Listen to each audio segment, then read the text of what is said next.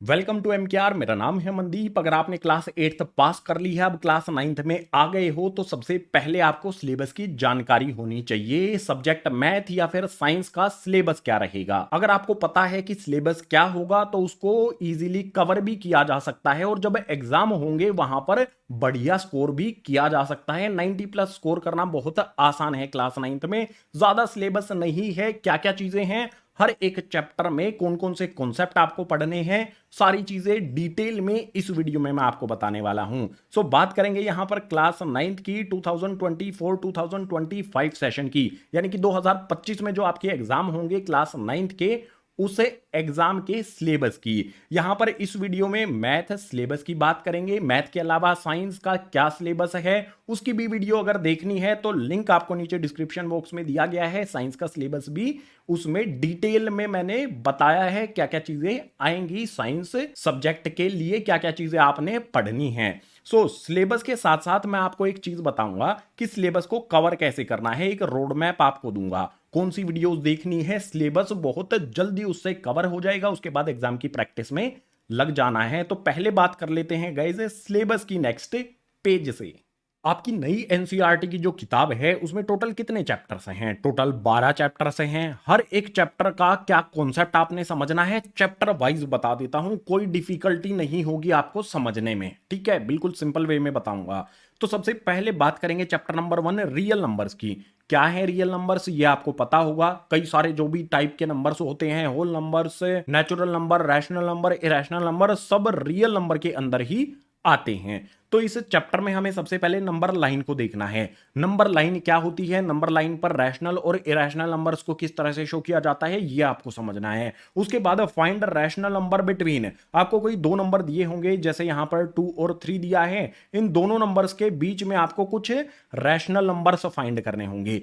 ये आपको आसान लगेगा, बहुत आसान है। एक छोटा सा मेथड होता है इसका फाइंड करने का, आसानी से आप समझ जाओगे। उसके बाद इरेशनल नंबर क्या होते हैं, कोई भी नंबर है उसको कैसे पहचाने कि वो इरेशनल है, ये आपने समझना है। नेक्स्ट यहां पर डेसिमल एक्सपेंशन की बात की गई है। मान लो हमें कोई फ्रैक्शन दिया है 2/3, इसका जो भी हम इसको डिवाइड करके इसको सोल्व करेंगे तो हमें क्या मिलेगा, 0.66 समथिंग समथिंग वैल्यू हमें मिलेगी। तो जो भी ये डेसिमल एक्सपेंशन है ये किस टाइप का है, क्या ये टर्मिनेटिंग है, नॉन टर्मिनेटिंग है, नॉन टर्मिनेटिंग, रिकरिंग, तीन तरह का डेसिमल एक्सपेंशन होता है, वो आपने समझना है। डिवाइड करना आता है आपको, एक नंबर को दूसरे नंबर से डिवाइड कर सकते हो, बस इतना ही करना है और आपको डेसिमल एक्सपेंशन समझ में आ जाएगा। एग्जाम में इस डेसिमल एक्सपेंशन से क्वेश्चन भी आएगा, 2 या 3 नंबर में आसानी से कर पाओगे आप।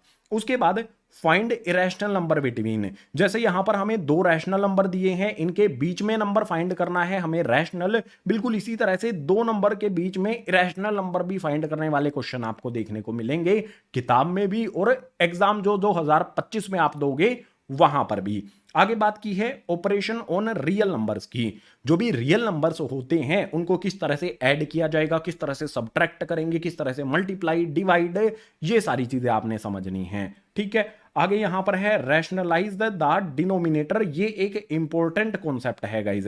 मान लो हमें कोई नंबर इस तरह से दिया है 1/√3, ठीक है? इसमें क्वेश्चन में क्या होता है, जो नीचे वाला नंबर होता है वो हमेशा रूट के अंदर दिया होता है। उसको रैशनलाइज करने का एक आसान सा मेथड है मेरे भाई। अगर आपने ये मेथड सीख लिया तो आपको 2 या 3 नंबर लेने से कोई नहीं रोक सकता। एग्जाम में क्वेश्चन आएगा ही आएगा, लिख के ले लो मेरे से।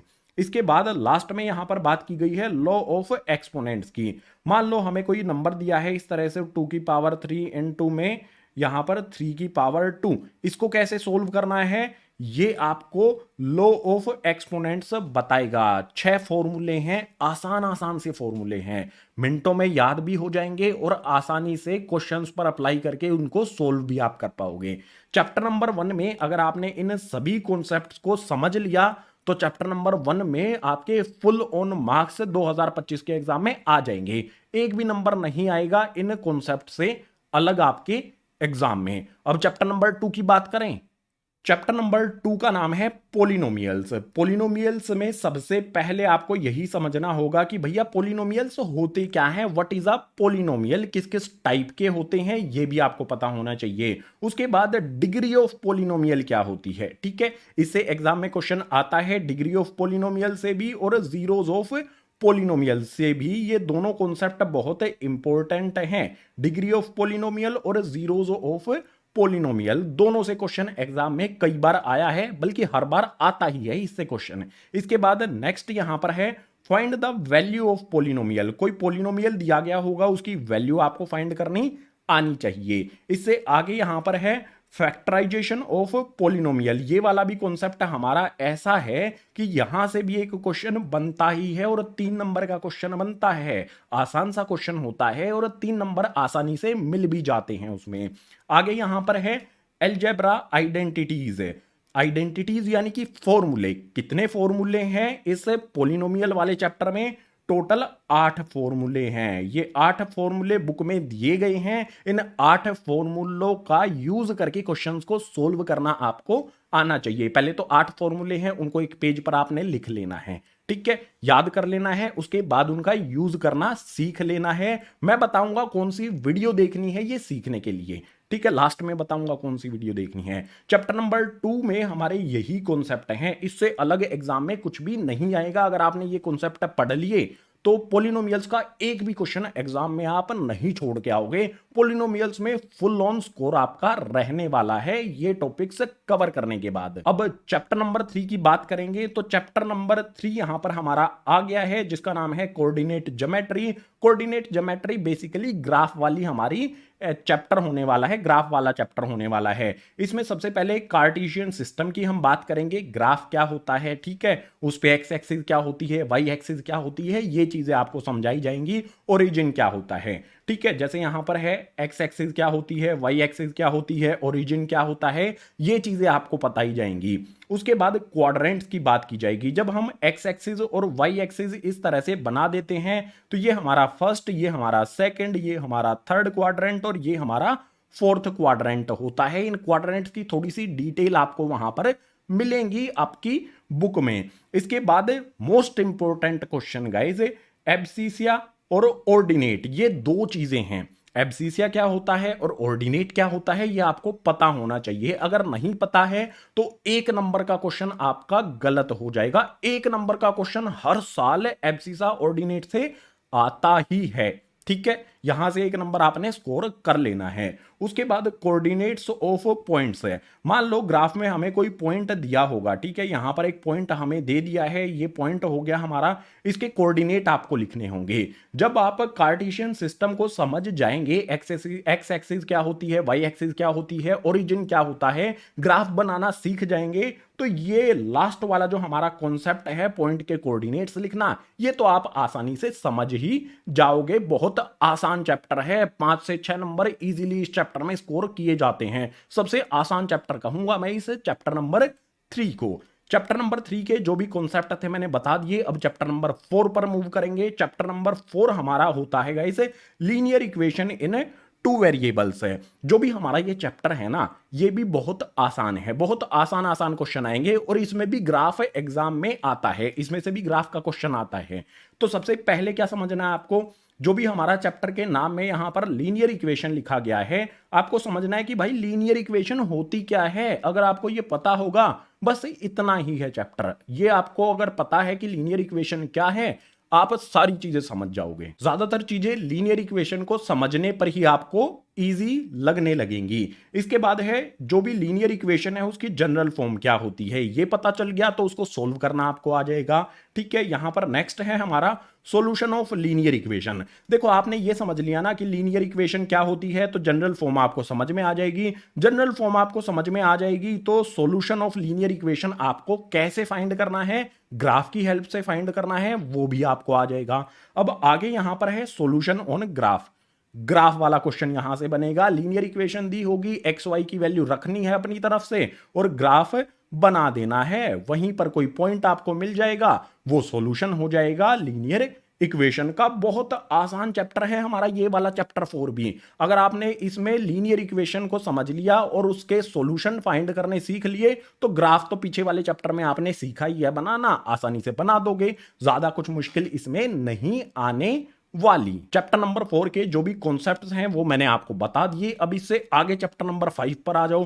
चैप्टर नंबर 5 का नाम है यूक्लिड्स ज्योमेट्री। यूक्लिड्स ज्योमेट्री में क्वेश्चन जो है वो बहुत इजी आता है, और कहां से आता है सबको पता है। देखो, यूक्लिड्स की कुछ डेफिनेशंस हैं, 4-5 डेफिनेशन होंगी। वहां पर लाइन क्या होती है, पॉइंट क्या होता है, रे क्या होती है, जो आप पहले भी पढ़ चुके हो क्लास 7th में, 6th में या फिर 8th में। इस तरह की चीजें आप पढ़ चुके हो। लाइन क्या होती है, दो पॉइंट क्या होता है, रे क्या होती है, इस तरह की चीजें डेफिनेशन में आएंगी। इसके बाद यूक्लिड के 7 एक्सियोम्स हैं। ठीक है, कितने एक्सियोम्स हैं टोटल? 7 एक्सियोम्स हैं। ये सातों के साथ रट लेने हैं एकदम, ठीक है, क्योंकि यहां से भी क्वेश्चन बन सकता है। या फिर यूक्लिड के पोस्टुलेट्स आते हैं। यूक्लिड का पोस्टुलेट टोटल पोस्टुलेट होते हैं 5, और इसमें जो 5th पोस्टुलेट है वो काफी इंपॉर्टेंट है। वहां से कई बार एग्जाम में क्वेश्चन बना है। 3-4 नंबर का क्वेश्चन एग्जाम में यूक्लिड के 5th पोस्टुलेट से बनता है। इसका एक एग्जाम्पल भी दिया गया है 5th पोस्टुलेट का, उसको कर लेना तो यूक्लिड ज्योमेट्री आपके फुल ऑन मार्क्स स्कोर कर लोगे। ये 3 चीजें करने पर बहुत आसान आसान चीजें हैं। एक पेज का चैप्टर ही एक पेज पे ही खत्म हो जाएगा, इतना ईजी है। ठीक है, चैप्टर नंबर 5 के कॉन्सेप्ट आपने कर लिए, तो उसके बाद चैप्टर नंबर 6 पर जाएंगे। चैप्टर नंबर 5 से 6 पर जाने पर बहुत बड़ा चेंज आपको दिखाई देगा। अब चैप्टर नंबर 6 में ऐसा क्या है, देख सकते हो बहुत सारे कॉन्सेप्ट यहां पर आपको दिख रहे होंगे, लेकिन बहुत आसानी से इनको आप कवर कर पाओगे। जब चैप्टर के आप क्वेश्चंस की प्रैक्टिस करोगे, कॉन्सेप्ट समझ जाओगे, तो सारे कॉन्सेप्ट आप यहां पर chapter number 6 lines and angles के ये समझ जाओगे। अब क्या क्या कॉन्सेप्ट हैं वो तो सुन लो। यहां पर हमारा है सबसे पहले लाइन क्या होती है। चैप्टर नंबर 5 में आप समझ जाओगे लाइन क्या होती है, लाइन सेगमेंट क्या होता है, वर्टेक्स क्या होता है। यूक्लिड ज्योमेट्री में ये सारी चीजें डिफाइन की गई हैं, लेकिन चैप्टर नंबर 6 में भी ये समझनी पड़ेंगी आपको। उसके बाद आगे है कोलिनियर पॉइंट क्या होते हैं, नॉन कोलिनियर पॉइंट क्या होते हैं, सारी चीजें समझनी है इनके बारे में। इसके बाद एंगल के टाइप्स क्या होते हैं, राइट एंगल क्या होता है, ऑब्ट्यूज एंगल, एक्यूट एंगल क्या क्या होते हैं पता होगा आपको। 5th क्लास में आपने पढ़ा था, 5th क्लास में, 6th में भी पढ़ा होगा, 7th में भी पढ़ा होगा टाइप्स ऑफ एंगल्स के बारे में। बस वही टाइप्स ऑफ एंगल यहां पर आने वाले हैं। इसके बाद है लीनियर पेयर ऑफ एंगल्स है। अब यहां पर 2 एंगल्स को इकट्ठा किया गया है। 2 एंगल्स को इकट्ठा करेंगे तो लीनियर पेयर ऑफ एंगल्स बनेगा, यहां से क्वेश्चन बनता है। इसी तरह से वर्टिकली अपोजिट एंगल क्या होते हैं ये आपको पता होना चाहिए। नेक्स्ट है इंटीरियर एंगल्स क्या होते हैं ये आपको पता होना चाहिए। बेसिकली यहां पर आप देखोगे ना, ये सारे क्या हैं, एंगल्स के टाइप हैं। Linear pair of angles, vertically opposite angles, interior angles, को इंटीरियर एंगल्स, करस्पॉन्डिंग एंगल्स और अल्टरनेट एंगल्स। ये एंगल्स के टाइप हैं। अगर आपने इनको समझ लिया तो जो भी क्वेश्चन आए चैप्टर नंबर 6 से आसानी से उसको हल कर सकते हो, सोल्व कर सकते हो। बहुत इजी चैप्टर हो जाएगा, बस आपको इन कॉन्सेप्ट पर ध्यान देना है, टाइप्स ऑफ एंगल्स को समझना है। इसके अलावा लाइन्स एंड एंगल्स की बात की गई है, आपको पैरेलल लाइन से रिलेटेड एक कॉन्सेप्ट देखने को मिलेगा। वो कॉन्सेप्ट क्या है कि भाई एक लाइन हमारी ए है, ये बी के पैरेलल है, और बी वाली लाइन यहां पर सी के पैरेलल है, तो ये तीनों लाइन एक दूसरे के पैरेलल होंगी। ये कॉन्सेप्ट है, इतना इजी तो है। तो लास्ट वाला कॉन्सेप्ट भी हम कवर कर लेंगे। कितना इजी हो गया हमारा चैप्टर। अगर एंगल्स के टाइप को समझ लिया तो कुछ भी नहीं है इस चैप्टर में, और बड़ा क्वेश्चन इस चैप्टर से देखने को हमें मिलने वाला है एग्जाम जो 2025 में होंगे। अगर आपको अच्छा स्कोर करना है इस चैप्टर पे बहुत फोकस करना होगा, आपको ध्यान देना होगा। सारे कॉन्सेप्ट ये कवर कर लेने हैं। अब चैप्टर नंबर 7 पर मूव करते हैं। चैप्टर नंबर 7 की बात करें तो यहां पर हमारा है ट्राइएंगल्स। ट्राइएंगल क्या होता है, इस तरह से बनता है, उसी को ट्राइएंगल कहते हैं। जिसकी 3 साइड होती हैं उसी को ट्राइएंगल कहते हैं। तो यहीं पर वही बात की गई है, टाइप्स ऑफ ट्राइएंगल की बात की गई है। राइट एंगल्ड ट्राइएंगल होता है, ऑब्ट्यूज एंगल्ड ट्राइएंगल होता है, एक्यूट एंगल्ड ट्राइएंगल होता है। ट्राइएंगल के टाइप आपको पता होने चाहिए। इसके अलावा है कॉन्ग्रुएंस ट्राइएंगल या फिर कॉन्ग्रुएंस फिगर्स है, जो इक्वल एरिया होता है और शेप बिल्कुल सेम होती है, वो कॉन्ग्रुएंस ट्राइएंगल होते हैं। जैसे यहां पर मेरा ये वाला ट्राइएंगल है, बिल्कुल ऐसा ही ट्राइएंगल मेरा ये वाला है, तो ये दोनों क्या हो जाएंगे, इनका एरिया अगर इक्वल है तो ये दोनों कॉन्ग्रुएंट ट्राइएंगल हो जाएंगे, यानी कि एक दूसरे के इक्वल और जिसकी साइड्स भी इक्वल हैं। इस तरह के ट्राइएंगल्स को कॉन्ग्रुएंस ट्राइएंगल कहा जाता है। अब कॉन्ग्रुएंट करने के लिए ट्राइएंगल्स को कुछ रूल होते हैं, आसान आसान से रूल हैं, बहुत चुटकियों में आप इनको समझ जाओगे जब चैप्टर सोल्व करने जाओगे। एक तो रूल होता है सीपीसीटी, बहुत आसान है, ठीक है। एस ए एस रूल होता है, ए एस ए रूल होता है, एस एस एस रूल होता है, आर एच एस रूल होता है। इनकी फुल फॉर्म होती है एस ए एस यानी कि side angle side, A S A यानी कि angle side angle, S S S यानी कि side side side, R H S यानी कि राइट राइट एंगल हाइपोटेनियस और साइड। ठीक है, ये सिंपल से रूल होते हैं, ये रूल आपको समझने हैं। सबसे इंपॉर्टेंट इस चैप्टर में यही है। अगर आपने ये रूल समझ लिए तो क्वेश्चंस को मैं कहूंगा आप हलवा लगेगा, आपको क्वेश्चन इजीली ऐसे चुटकी बजा के सोल्व करोगे आप क्वेश्चंस को। इसके अलावा एक कॉन्सेप्ट और आता है कि side opposite to equal angles are equal.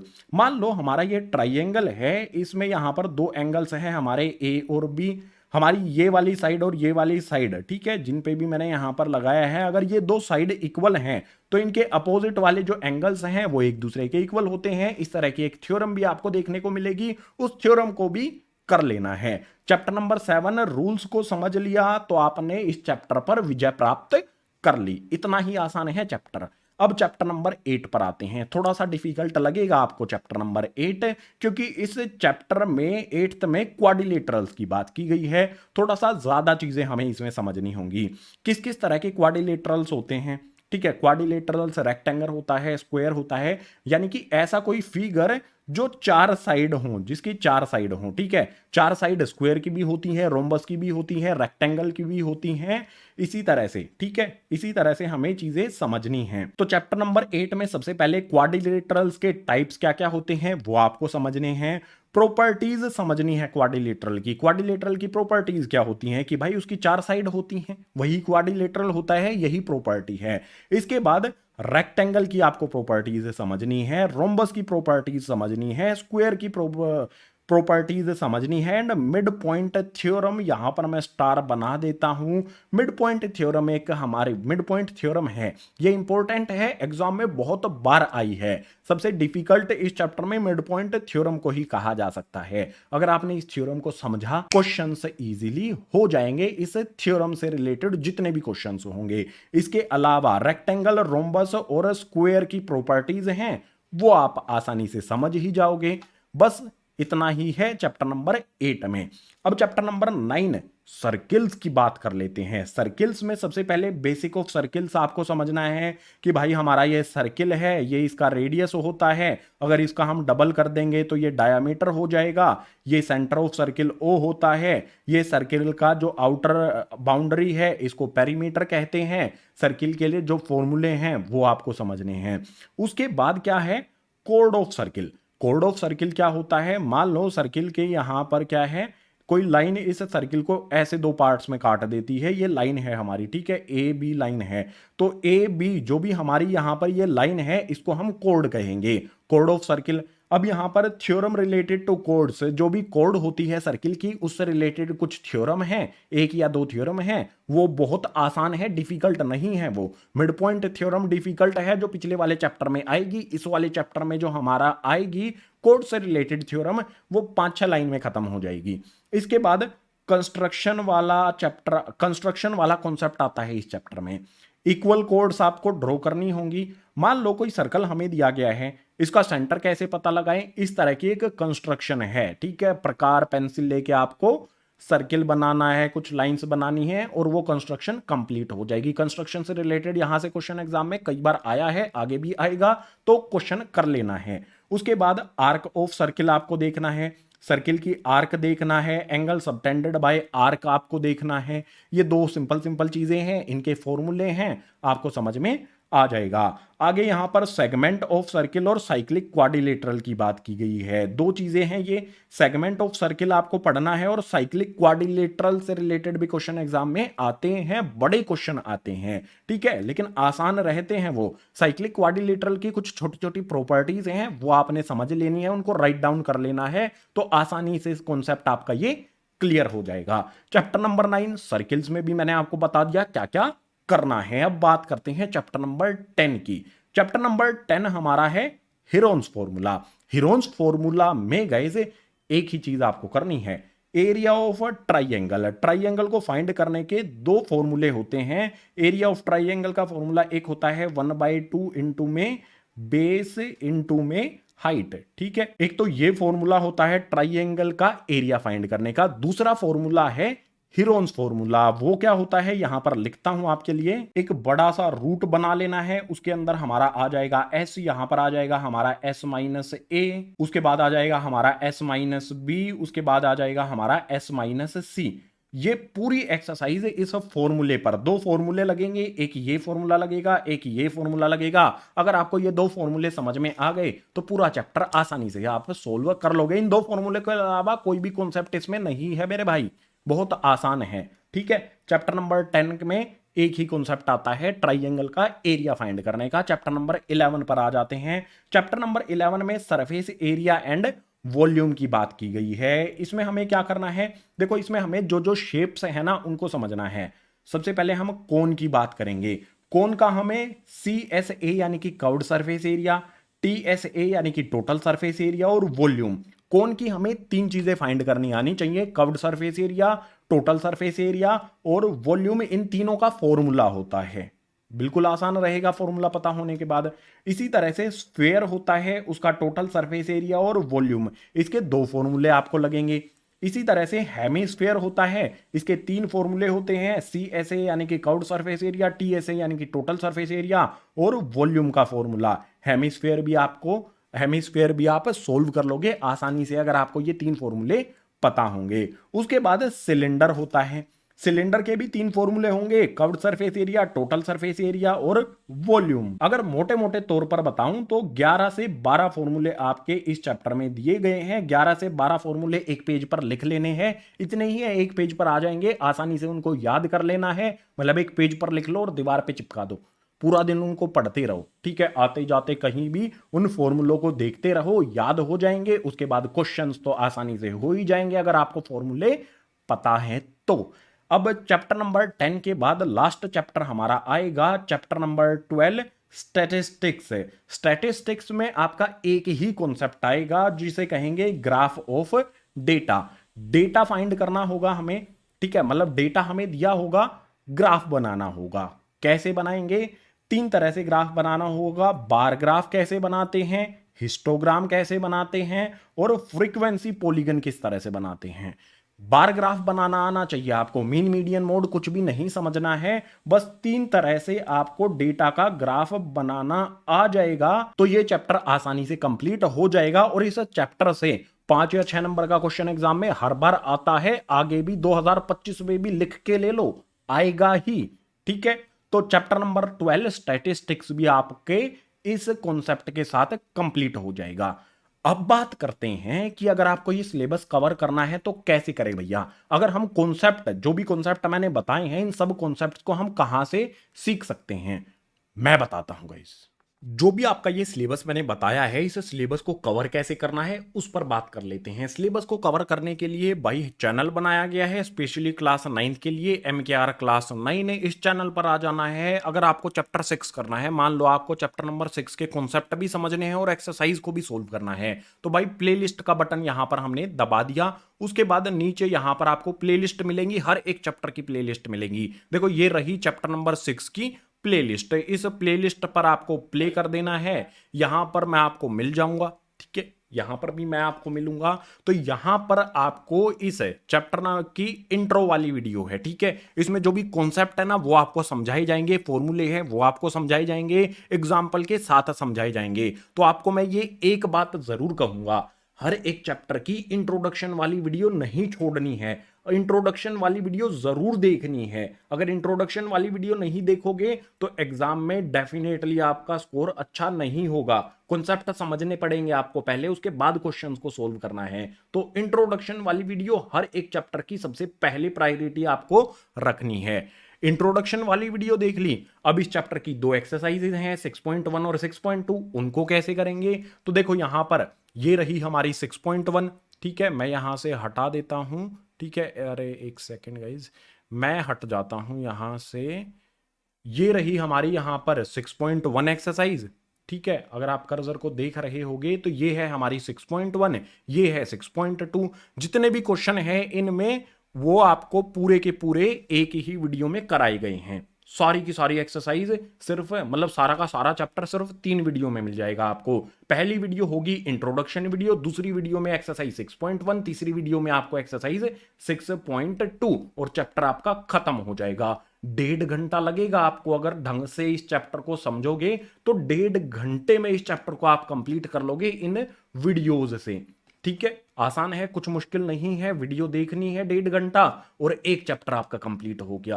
कितना मुश्किल होता है सिलेबस कवर करना? 1.5 घंटे में एक चैप्टर हो रहा है मेरे भाई। अगर आप और सब्जेक्ट्स को भी टाइम देते हो, 1 घंटा मैथ्स को देते हो, तो महीना या 2 महीने में आप सिलेबस कंप्लीट कर लोगे। उसके बाद एग्जाम की तैयारी आपको शुरू कर देनी है।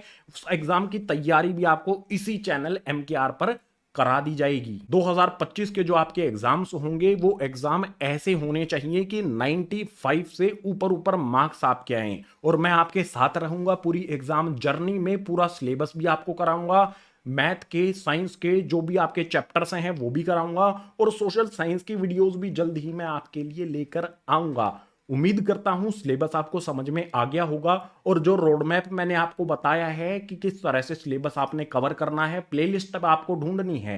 प्लेलिस्ट ढूंढ ली आपने MKR पे आके, तो सिलेबस को कवर करने के लिए बस आपको जो भी वीडियोज हैं, इंट्रोडक्शन वाली वीडियो सबसे पहले देखनी है, उसके बाद एक्सरसाइज वाली वीडियोज पर आना है, आसानी से सिलेबस कवर कर लेना है। साइंस के लिए भी इसी तरह से हर एक चैप्टर पढ़ाऊंगा मैं, उसके बाद उस चैप्टर के क्वेश्चन आंसर्स भी आपको कराऊंगा। अगर आप यहां पर प्लेलिस्ट में आकर देखोगे, ठीक है, दोबारा से हम MKR क्लास 9 पर आते हैं, प्लेलिस्ट में आकर देखेंगे या फिर यहीं पर आते हैं हम, सबसे पहले आपको क्या दिखाई देगा यहां पर? ये हमारा चैप्टर है, chapter number 1, matter in our surroundings, science का चैप्टर है। साइंस की वीडियोस भी इसी चैनल पर आपको मिल जाएंगी। आसानी से सिलेबस कवर कर लेना है और घबराना बिल्कुल भी नहीं है। कोई डाउट है तो कमेंट कर देना है, मैं रिप्लाई आपका कर दूंगा। सिलेबस कवर करने में भी और एग्जाम में 95 प्लस लाने में भी कोई कसर नहीं छोड़नी है गाइस। सो इस वीडियो में इतना ही, आपसे मिलूंगा अब मैं साइंस के सिलेबस के साथ। साइंस का सिलेबस समझना है तो उसका लिंक आपको मिलेगा नीचे डिस्क्रिप्शन बॉक्स में।